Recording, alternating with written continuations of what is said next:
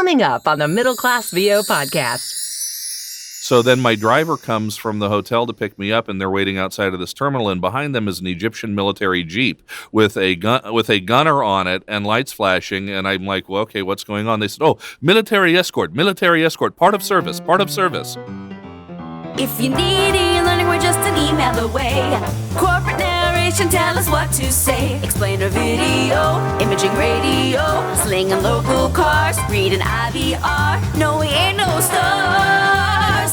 This is the Middle Class VO podcast. The Middle Class VO podcast. The Middle Class VO podcast.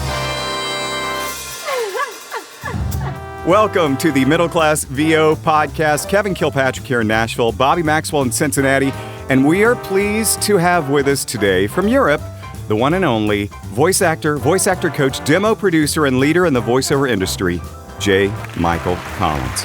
JMC, welcome.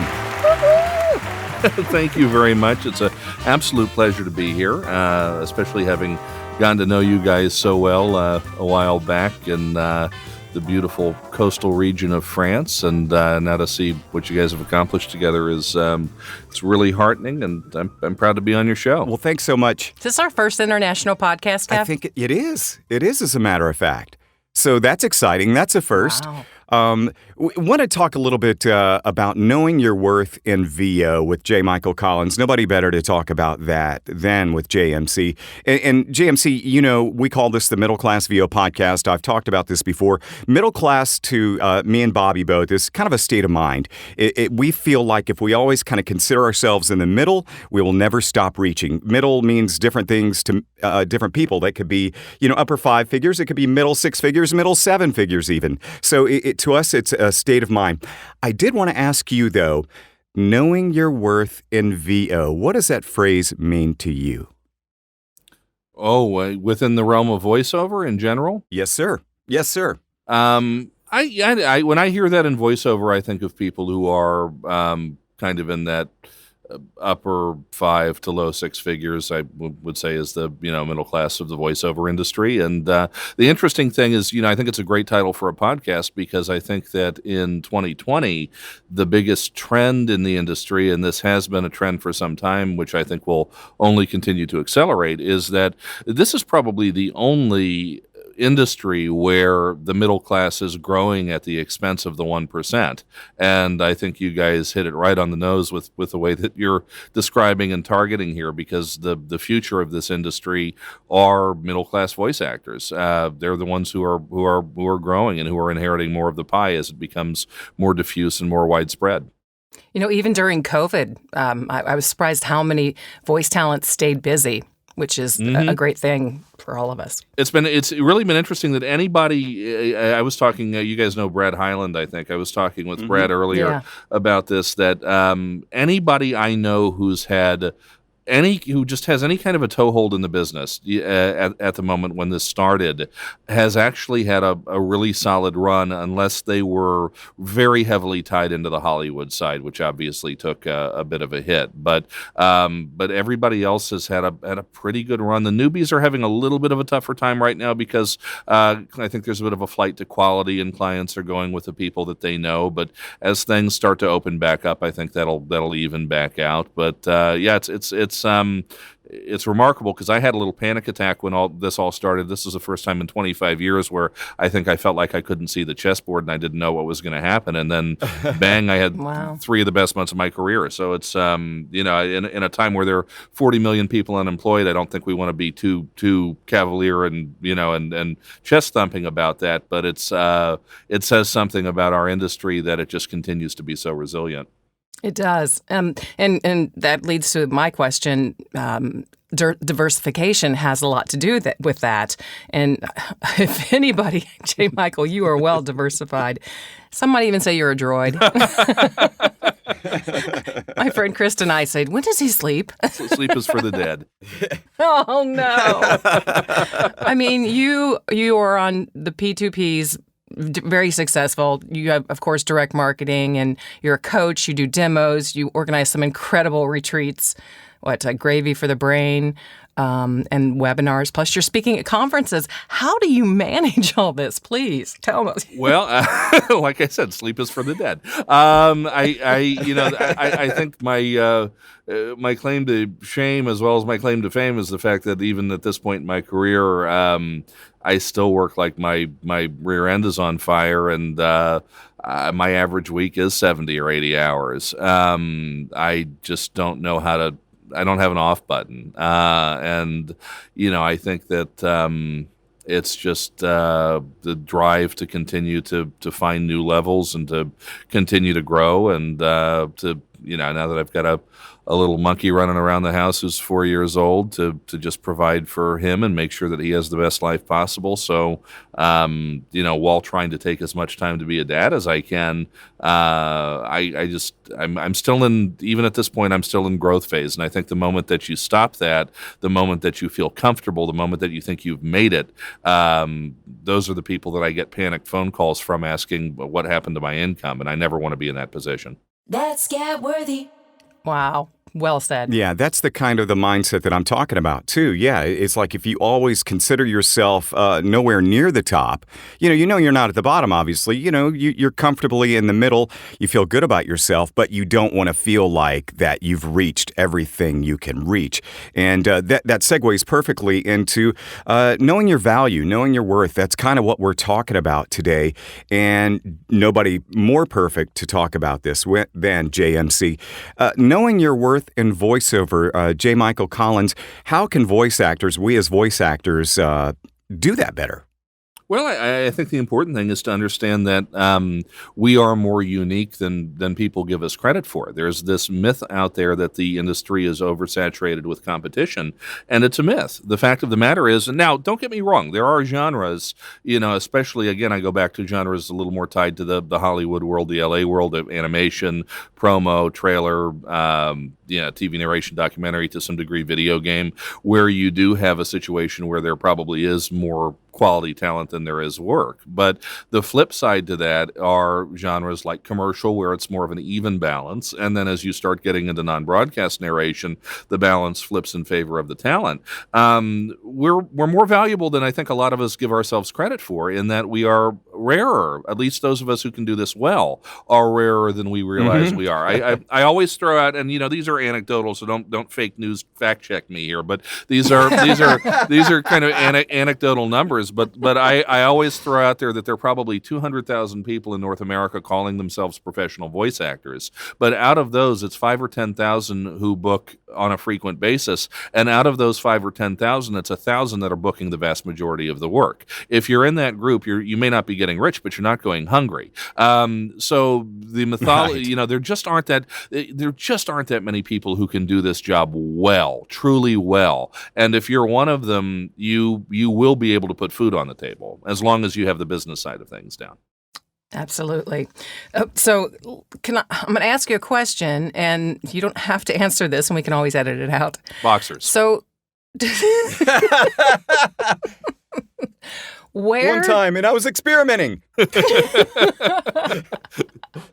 Where do you see the future of auditions going? Where will we be in 5 or 10 years with the onslaught of pay-to-plays? And, William Morris just left their voiceover side of things. So where do you see it? Do you see it becoming more pay-to-play overall? Or no, not I'd love to know necessarily. your thoughts. I think and first of all, the William Morris thing, nobody should make too much of a big deal of that, because they had a lot of ventures that they're involved in, and there's quite a lot of debt and other things going on there that that has a lot less to do with voiceover than the way that they've structured that company over the years. So that shouldn't be a source of panic for anybody. But what I think is, in the short term, it's going to continue to be the Wild West, and in chaos, there's always opportunity. I will never project 10 years out, but if we look 5 years out, I think what we're going to see as a dominant trait and trend is the continuation of what I've referred to over the past couple of years as the curator revolution, which is younger, more progressive buyers, 25 to 35 casting people who are disinclined to go back to the brick and mortar world. They don't really want to go through agents and casting directors in the classic world of VO. By the way, I love my agents and my casting director friends and all of those people, and they have a great role to continue to play in this industry. But some of the younger generation, they don't want to go through the red tape, and that's why you had the pay-to-plays pop up in the first place. But now what's happening with this younger generation is they've grown up in the era of Uber and Lyft and the gig economy, and they've probably worked for some of these companies, and I don't know how far I can go with blue language, but probably been, let's just say, pooped on by some of these companies over the years as they've worked for them, and they know what they are. And then they look at the pay-to-plays and they see Uber and Lyft for voiceover, and they say, that's not how we want to cast either. So what they're doing is they are going online, they are doing very targeted search for individual talent, and they're coming up and curating their own roster of 5, 10, 15 talent that they either hire directly from or that they send auditions to, and completely bypassing the middleman. And I think that is, COVID is accelerating this process. Prior to COVID, there was already a trend where even very large corporations were starting to cut out ad agencies and production companies and start doing all their creative stuff in-house. That's going to continue. That's not only about saving money. Part of that is they just feel like their people know what they're doing and their product better, and that they can explain it better, and that if they learn how to be creatives, or if they hire creatives internally, that they can come up with better advertising. I think it's going to be more direct hire. And I think that, the pay-to-plays are going to continue to be out there. They're going to continue to play a part in the industry. They're not going to go away because that is on-demand VO, and that is, what many buyers have been trained to expect over the past decade or so. I don't think the agents and the casting directors are going to go away either. I think they're going to refine how they target leads. I think they're the ones who hustle and the ones who, go out and Lisa Risto with Impressive Talent in Washington is a good example. I mean, she taken an agency from zero to, and now everybody wants to be on her roster within 2 years because she goes and she works like a dog and she tries to bring in as many jobs as she can and finds things that I got a Hellsberg national campaign from her that I did not see from any one of my many other agents. I don't know where she got it from, but she went and found it on her own. So agents like that, agents who are hustling and working hard and not just relying on breakdown services, they're going to do fine. Some of them may go the way of the dodo, but I think it's just going to be more and more of the Wild West, and I think it's going to be more about your own marketing, your own website, your own visibility, and the ability to attract buyers directly, and to kind of tap into this younger generation who just is anathema to the concept of the middleman. Yeah, and it's up to us, to get on those lists and such. Yeah. Voice actor's certainly going to be gleaning some good advice from the podcast, listening to J. Michael Collins talk. I got some good nuggets from JMC while in Normandy at the Euro retreat a couple of years ago. You got some foie gras, too. Exactly. So, and there was some nasty cheese. Woo! Anyway, we could have a whole different podcast about that whole experience, which was fantastic. But just chatting with JMC, away from the sessions and the coaching with JMC in Europe, it was amazing. I got some really good nuggets of financial advice from J. Michael. J. Michael, though, what is maybe one of the most significant pieces of advice that you've gotten to further your VO career financially? Live below your means. Oh. And I think that's it's funny because a lot of people over the years back before the apocalypse, would see us post, all our fancy meals and first class flights and the nice hotels we stay at and stuff like that. But what people don't realize is that we're actually living below our means. I think that that's just a fundamental thing that any business person, but certainly any VO business person, should take to heart. Live like you earn half of what you do, and you'll never worry about money. And that's just the philosophy I've had since day one. I pay bills the moment they show up, in my inbox or on my doorstep.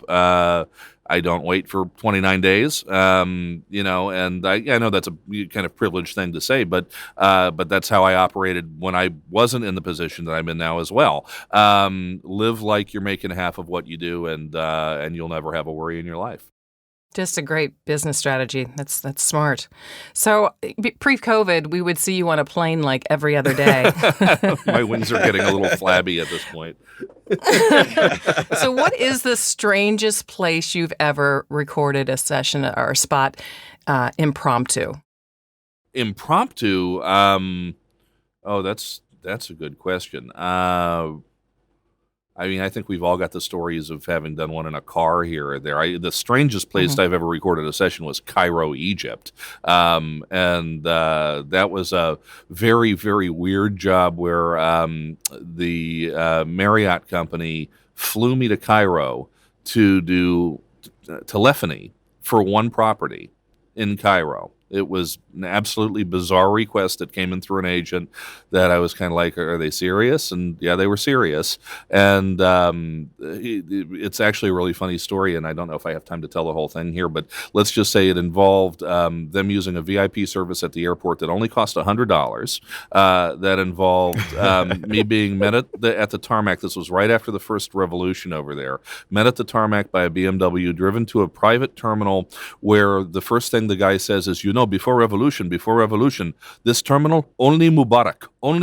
It was Hosni Mubarak's private terminal, okay? And now for $100, you could get access to it. They gave you champagne. They took care of all the immigration facilities and everything else. So then my driver comes from the hotel to pick me up, and they're waiting outside of this terminal, and behind them is an Egyptian military jeep with a gunner on it and lights flashing, and I'm like, well, okay, what's going on? They said, military escort, part of service.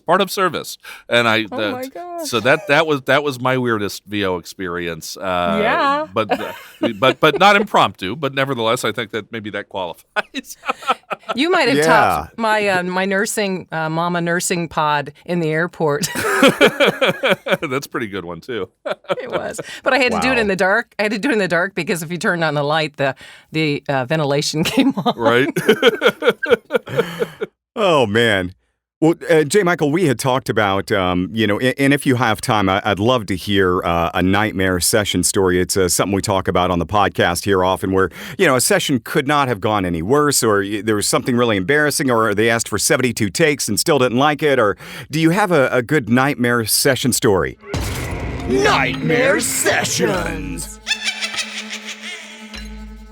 My favorite one, a couple years ago, I won't say the brand, but I was actually speaking at WovoCon that weekend, and so I was in Vegas, and so I had to use one of the studios in Vegas, and I had an engineer there, and I go in, and it's for some national commercial, pretty big brand, a couple different spots, and I get into the studio, and I've got the headphones on, they've got the ISDN or source connector, whatever it was, connected, and the director comes on the line and he says, okay, so what we're thinking is Don LaFontaine, but conversational. Oh, no. And I hate that C word. 28, I'm like, I don't know how that goes, Don LaFontaine, but, in a world of whatever, I'm not sure exactly how that works. But 28 takes later, apparently what Don LaFontaine, but conversational sounded like was Dennis Leary, and that's where we wound up. Really? Oh, that's funny. You start out with JMC, wanting to do Don LaFontaine, and just you wanted Dennis Leary all along. No, that's what you wanted. That's apparently that's what he thought Don LaFontaine sounded like if Don LaFontaine were being conversational. Oh, that's great, man. Well, we're going to let you go here, J. Michael. Thanks for coming on today. What have you got coming up? We know you've got Euro VO Retreat. Is that still on as scheduled? No, it is not.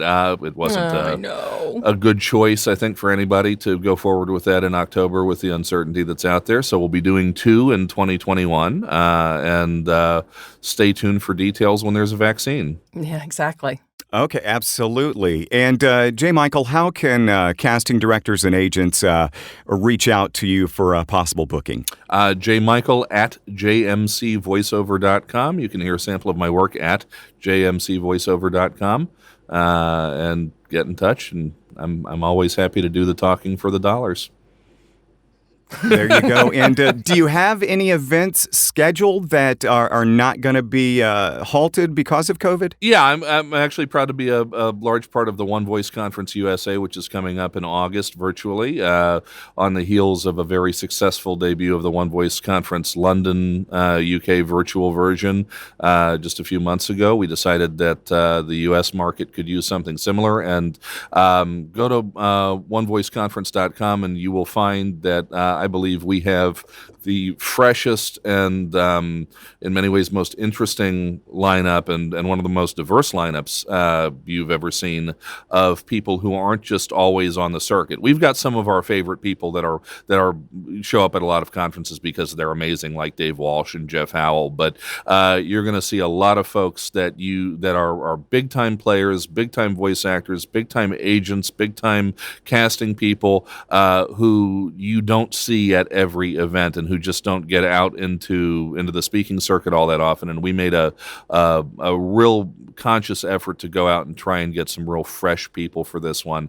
We think we did a good job, and our keynotes are the absolutely incredible Tara Strong, Wow. And Coast to Coast's head agent Portia Scott. So we think we've got one heck of a lineup, and basically you get 4 conferences for the price of one because and it's only I think like $189, and it gives you that whole live weekend plus access to the UK conference plus access to the other 2 One Voice Conference archives that are in our library. So Wow, that's very affordable. yeah, Awesome. come check us out.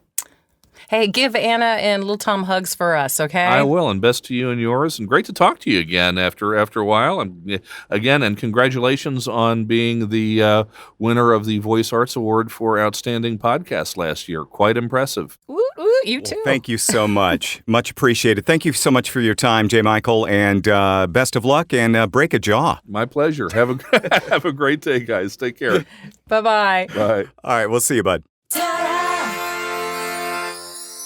So great to have J. Michael on, one of the leaders in our business, and we can certainly learn a lot from him. He has seen his share of industry challenges, industry successes, and he is a great source of advice and knowledge. I still think he's a machine. No kidding. But I like you said, need or like sleep. he said, I know. He's like, he's he's going 80 hours a week. Yeah. So, but yeah, I'm working hard, but I don't know if I'm doing that. I love my sleep too much. Oh, that's, yeah, no kidding. Well, Bobby, I'll let you get going here, and another great episode. And hey, everybody out there, thanks for joining us on the Middle Class VO Podcast. Talk to you next time. The Middle Class VO Podcast is a K2 Media Productions production. All views and opinions expressed are those of the hosts and guests. The McVob jingle was written and produced by Kevin. Co-produced and performed by Chloe Dolandis. Additional engineering by Zach Zimmett. Bobby's hair and makeup by Rebecca Adlita. Kevin's wardrobe by Slippery Pete's Fashion Emporium. All previous episodes are available for download on Podbean.